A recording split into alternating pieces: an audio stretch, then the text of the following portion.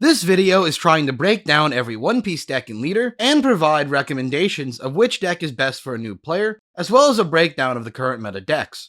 The goal is to help a player figure out what deck they want to play, as well as explaining the general meta game. This current graphic is a breakdown by power level for decks roughly sorted by color. It's a bit much, so let's simplify it down by cutting out the weaker decks you're unlikely to see in events, as well as some less popular deck choices. Even cutting down on weaker decks, we still have 26 decks. It is important to note that just because a deck is listed as playable, it doesn't mean it's bad. It means that it just hasn't seen a lot of success at events this format. It is very likely that quite a few of these decks can be turned into strong decks with the right player or the right deck build, but generally speaking, they have some issue holding them back. In any case, playable decks can keep up at a local level. Really simplifying this, we have the overall meta. These are the 7 most popular decks in each color you'll probably have to deal with at some point. I'll get more into this in a bit, and you can skip to the chapter titled Whitebeard to hear about these more. First things first, let's break down each deck by playstyle. Here's a chart I made that tried to break down these decks into the 3 biggest playstyles, but I really don't think this turned out well, so I'm going to break it down by color pie instead. Red is the overall best color in the game. On a surface level, it kinda does everything that matters competently. It has amazing aggro options, thanks to having the most rush units, amazing low cost units, and just a lot of searchers. Red also has very solid removal. Specific red engine mechanics include rested Dawn manipulation, event synergy, and lastly, power manipulation. Typically, red decks will amass overwhelming amounts of hand advantage and push for game from there. The support for red has probably only been so strong because it's been the color of the Straw Hats, as well as Whitebeard for the first 3 sets. Main character privilege, basically. Green is the color of board spam and board control. Leaders either focus on playing units faster or getting extra attacks. This deck's units also focus on spamming units from the hand, such as with the film deck or with Trafalgar Law. Outside of that, the deck has a focus on resting units and then killing them. Green is one of the weaker colors at the moment, mostly due to the support in sets 1 to 2 and 3 to 4 being completely different from each other. Although, another issue is that green decks typically tend to be very low in guard value. Green, however, still has homes in several powerful decks that work using multiple colors. Green is themed around Land of Wano, Supernovas, and most recently, the Don Quixote Pirates. Blue is the color of free stuff, free draws, free units, and free value. The color has the most draw power in the game, but what really makes this color strong is the amazing access to removal. Blue gets removal by returning cards to the hand or to the bottom of the deck. This gets around on KO effects, as well as blockers and high attack units. Blue does have some problems offensively. Nami, for example, doesn't even have to go for an attack to win the game. This is an extreme example, but what I want to say is that blue takes a solid player to navigate around an opponent's options just by using card advantage and good removal. Blue is typically themed around the 7 Warlords, Revolution Army, and with some Kaido/Animal Kingdom Pirates stuff. Purple is a weird color. Its primary focus is on Dawn manipulation, having effects that can ramp you free Dawn or cost Dawn to use. The Dawn minus cost for effects is very steep. As such, the deck gets very powerful effects in exchange for it. Strong blockers, efficient counters, and big late game options, particularly options with some solid removal. Purple as a deck right now falls into an anti-meta slot, with Magellan being able to remove an opponent's Dawn, and with Hell's Judgment being able to stop 2 attacks defensively. This is going to change heading into set 5, where Purple gains rush options and even more ramp options. Purple is thematically for Kaido, Impel Down, and some film decks. Black is the color with the gimmick of being able to consistently remove anything. The first method of which is to decrease the level of an opponent's card and then remove it once it gets low enough. The second method is by attacking active units. The problem with black is that both of these methods tend to take multiple card combos to use efficiently. It's not bad, but it is a little too fair for the metagame sometimes. Black does have the best blockers, as well as very consistent guard value. Black is the color of the Navy, Dressrosa, and to a lesser extent, a little bit of everything else. Yellow is the color of life manipulation. Not only do you have healing effects, yellow has the best triggers in the game. In fact, most yellow units that can see play can be played from their trigger cost. Yellow is also rather late game oriented. Every yellow deck has powerful 7 to 10 drops that often just close out games if things go on long enough. Yellow as a deck can suffer from issues around getting unlucky in life. Now, the deck can fix this, but having to do so puts the deck less ahead in value. Yellow is also vulnerable to blockers. Yellow is the color of Big Mom Pirates and Land of Wano.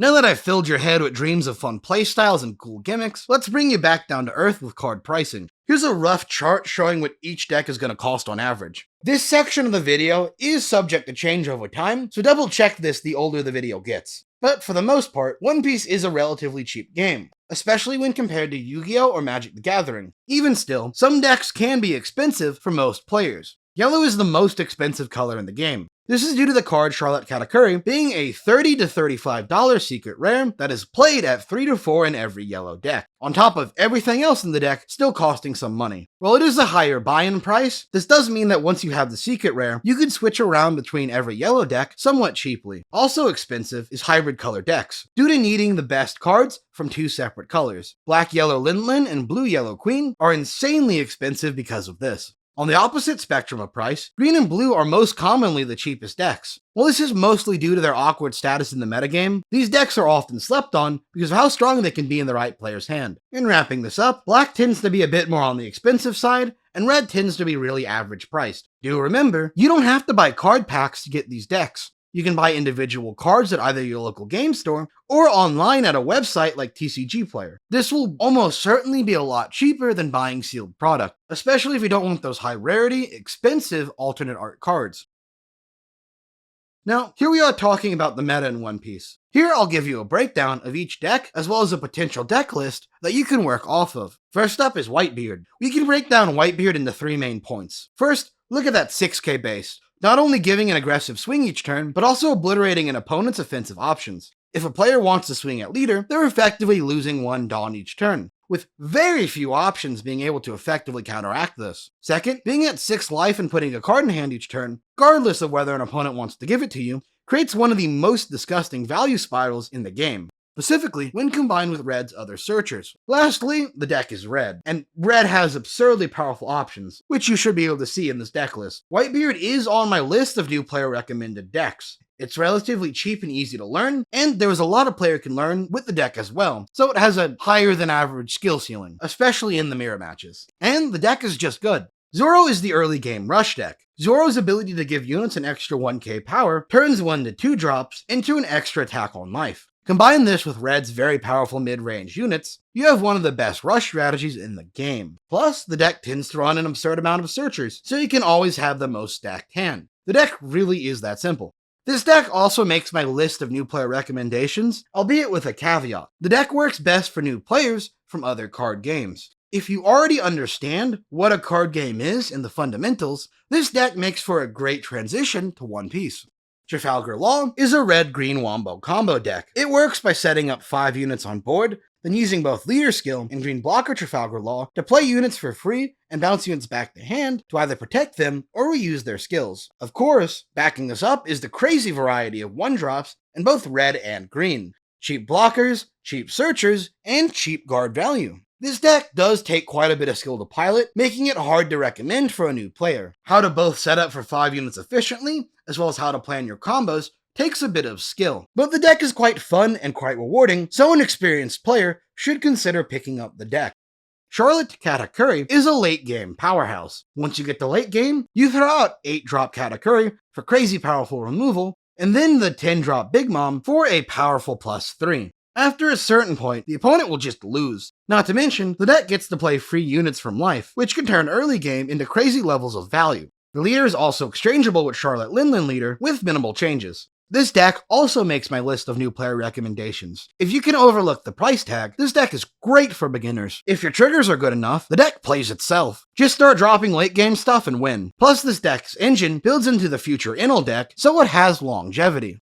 Green-Purple Dolffy is a late-game block deck that relies on playing a 10-drop to prevent 3 of the opponent's units from restanding. It is a crazy strong win condition that can just obliterate decks once they reach that point. Outside of that, this deck is all about restanding Dawn at the end of turn to play orders to try to make it to late game. The deck will also use the film engine to play free units and dig for value to make up for the lackluster early game. If this deck was a bit faster, I'd consider recommending it to new players. But as it is now, it's just a bit too slow and therefore a bit too much for a new player to navigate to late game.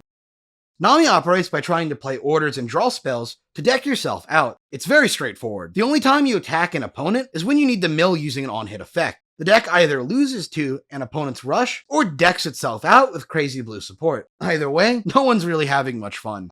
Rebecca, or Dressrosa, is our last meta deck. Despite the hybrid leader, this deck is almost completely a black deck. The deck mainly has two unique gimmicks. First, the deck's leader puts a Dressrosa card in your hand each turn at the cost of being unable to attack. Second, the deck's characters can attack active units as well as gaining rush specifically for attacking units. This builds up the deck for very solid control-oriented style while still having a solid finisher thanks to Gear 4 Monkey D. Luffy and Gum Gum King Kong Gun for a double swing attack. This deck will also be featured on my recommended deck list. It's extremely good, especially when compared to the price. It's important to note, however, due to the different game pace created by Rebecca not being able to attack, and the unique array of options the deck presents, Rebecca can be a little difficult for players to adjust to. However, I think with a few games played, you'll very quickly pick up on how to deal with each matchup.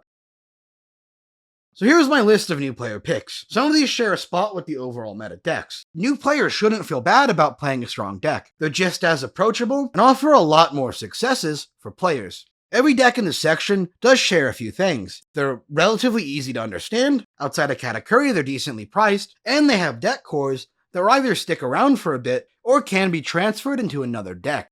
Eustass Captain Kidd is a really solid green deck that uses film cards to throw at a board and pressure opponents. What makes Kidd strong is that the leader's skill is also a win con, becoming a double 12k attack at the end of the game to finish off opponents. The only real expensive part of this engine is the film Nami, and the optional Basil Hawkins. This deck has solid defensive plays and really good offensive options, making it a great first pick for learning the game, especially if you like faster playstyles. This deck builds in the green-purple Dolffy, so it can be further upgraded when a player really wants to commit. Blue Crocodile is a much better pick for playing mono blue than Nami. It's got crazy removal, a solid mid-game thanks to Kuma and Pacifista, and lastly a classic lineup of top-end cards to close out the game. These pieces build into every other deck that runs blue cards. The build I'm showing is a bit more on the expensive side, but the deck can be successfully built for a lot cheaper. If you want a control-style deck to learn the game with, this is my recommendation for you. Rob Lucci is my last pick for new player recommendations. It's a very cool deck to really utilize 2 to 3 card combos and targeted removal. It's very simple at its core, so it's a great tool for a new player to use to learn the game. And Admiral stacking is fun. The CP9 portion of this deck also gives the player quite a few options, so it's not completely linear. The deck builds into any other Navy deck, like Isho or Smoker, so it's a bit flexible. Lastly, I just wanted to talk about Kinemon because he's a cool deck. I know he's not on my recommendation list, but he's one of my personal favorite decks, so consider it a fun bonus. Kinemon is a deck all about playing units a turn early. The deck almost has to go second, but can drop things like an Okiku turn 1 and a Yamato turn 2, making an opponent unable to get any sort of board presence during the early game. The deck then transitions into some really solid top-end finishers like Kinemon and Krieg for massive power. This deck is very get ahead early and stay ahead, so it needs a strong player to not lose that advantage. The deck is very cheap, so it's a fun pickup for those of you who want something different. If only the deck was better against the metagame. Now what can we do? And that's all for today. If you've liked this video, make sure to subscribe or just to share around the video. It really helps to have my videos shown to other groups. If your friend is thinking about what deck to build and isn't really sure, this video might be for them. Seriously though, the YouTube algorithm isn't kind to my style. Thanks for watching.